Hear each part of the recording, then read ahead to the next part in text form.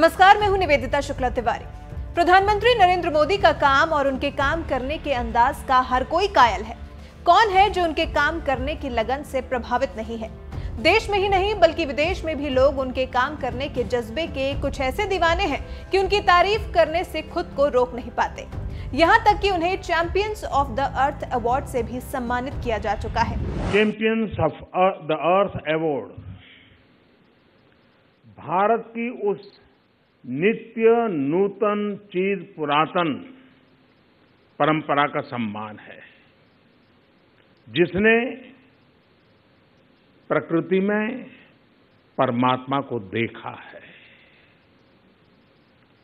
जिसने सृष्टि के मूल में पंच तत्व पृथ्वी, आकाश, अग्नि, जल, वायु उसके अधिष्ठान का आह्वान किया है। ये भारत के जंगलों में बसे उन आदिवासी भाई बहनों का सम्मान है। अमेरिकी राष्ट्रपति ट्रंप से लेकर कई बड़ी शख्सियतें पीएम मोदी के जुनून की तारीफ करती थकती नहीं है। India is the world's largest, it's the world's largest democracy, an amazing statement, and is a natural ally of the United States.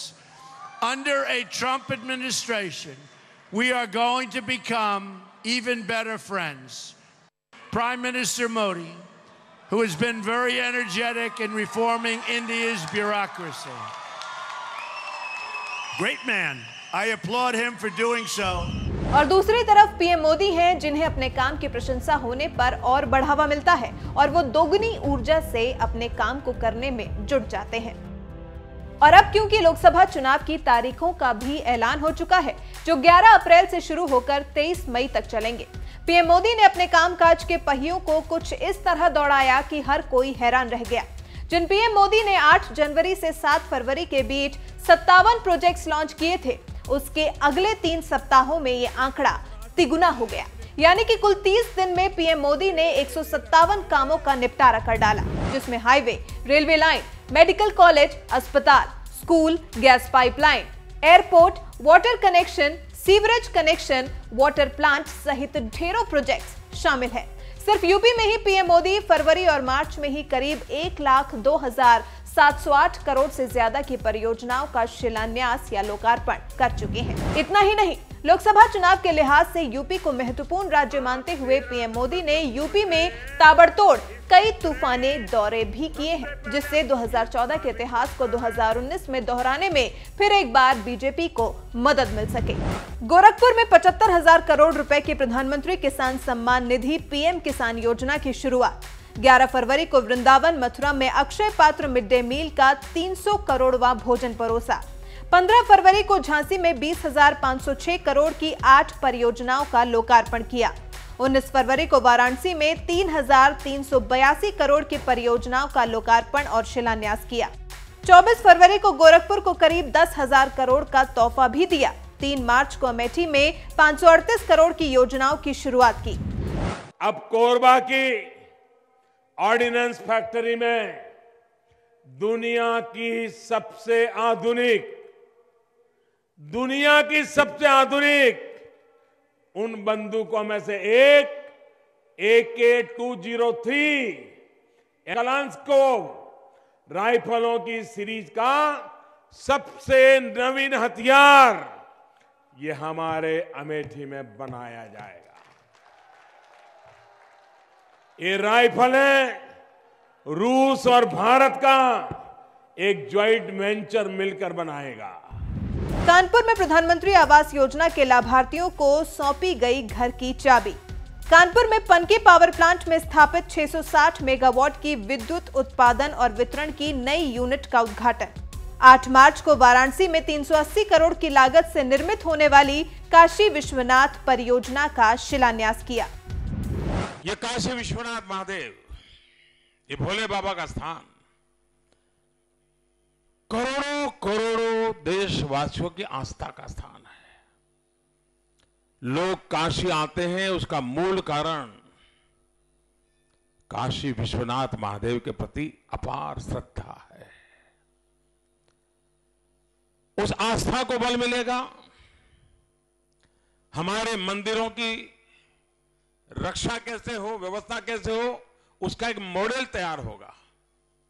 पुरातत्वीय चीजों को बचाए रखते हुए, उसकी आत्मा को वैसे ही बरकरार रखते हुए आधुनिकता कैसे लाई जा सकती है, व्यवस्थाएं आधुनिक कैसे बनाई जा सकती है, इसका एक बहुत ही अच्छा मिलन इस परिसर के निर्माण कार्य में दिखाई देगा। दिल्ली मेट्रो की रेड लाइन पर करीब 9.5 किलोमीटर लंबे दिलशाद गार्डन से नए बस अड्डा मेट्रो लाइन का उद्घाटन किया। 8 मार्च को कानपुर में पीएम ने 11 विकास परियोजनाओं की शुरुआत की।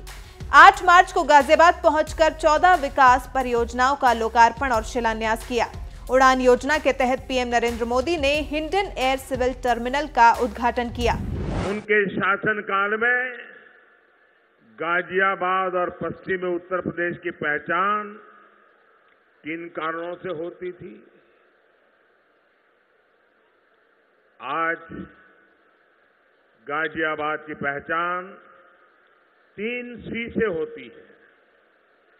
पहला सी है connectivity, rail connectivity, metro train से हो, हवाई कनेक्टिविटी हिंडन एयरपोर्ट से हो, या फिर ईस्टर्न पेरिफेरल एक्सप्रेसवे के माध्यम से world class road connectivity, Ghaziabad में ट्रांसपोर्ट का आधुनिक इंफ्रास्ट्रक्चर विकसित हो।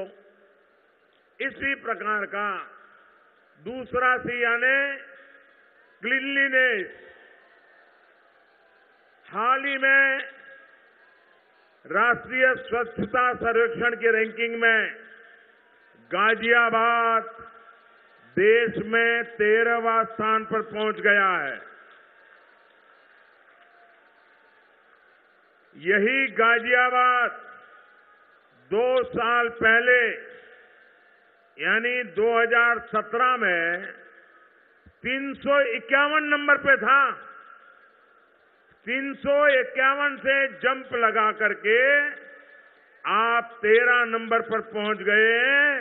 इसकी क्रेडिट सबसे पहले आप सबको जाती है, गाजियाबाद के नागरिकों को जाती है। ये साबित करता है कि स्वच्छता के मामले में गाजियाबाद के नागरिकों ने अभूतपूर्व काम किया है। साथियों, तीसरा सी है कैपिटल, यानी यहां के उद्यमियों की मेहनत और परिश्रम की, ये उनके परिश्रम की कैपिटल जिसने इस क्षेत्र को पूरे उत्तर प्रदेश का बिजनेस हब बना दिया है। 9 मार्च को नोएडा सेक्टर 62 मेट्रो समेत 11 परियोजनाएं शुरू की। आगरा मेट्रो रेल प्रोजेक्ट की पीएम मोदी ने आधारशिला रखी। देश की सबसे तेज गति से चलने वाली ट्रेन वंदे भारत एक्सप्रेस को पीएम मोदी ने दिखाई हरी झंडी।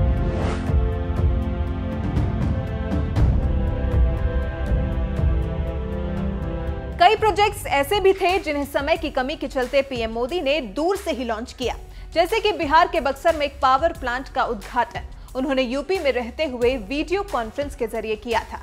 पीएम के इन ताबड़तोड़ कामों की सूची का कहीं कोई अंत होता दिखाई नहीं दे रहा। 2014 से जो विकास ने रफ्तार पकड़ी है वो थामे नहीं थम रही। पीएम मोदी के काम करने के जज्बे ने विपक्ष को मुंह की खानी पर मजबूर कर दिया है और फिलहाल विपक्ष का हाल खिसियानी बिल्ली खंबा नोची जैसा है, क्योंकि अब विपक्ष के हाथ में पीएम के खिलाफ उगलने के लिए कुछ खास बाकी नहीं रह गया। अब क्योंकि लोकसभा चुनाव की तारीखों का ऐलान हो चुका है, इसी के साथ ही आचार संहिता भी लागू हो चुकी है, जिसके रहते कोई भी राजनीतिक पार्टी जनता को लुभाने के लिए कोई लोक लुभावने वादे नहीं कर सकती। इससे पहले ही पीएम मोदी ने अपने ताबड़तोड़ कामों की सूची को कुछ इस तरह खत्म किया कि कोई भी उनके काम की तुलना किसी और से न कर पाए। सिर्फ 30 दिन में पीएम मोदी ने 157 परियोजनाओं का लोकार्पण और शिलान्यास किया है। तो मोदी की इस गति से अंदाजा लगाना मुश्किल नहीं है कि 2014 मई से लेकर 2019 मार्च तक पीएम मोदी ने कितनी करोड़ों परियोजनाओं की शुरुआत भी की होगी और उन्हें अंजाम तक भी पहुंचाया होगा।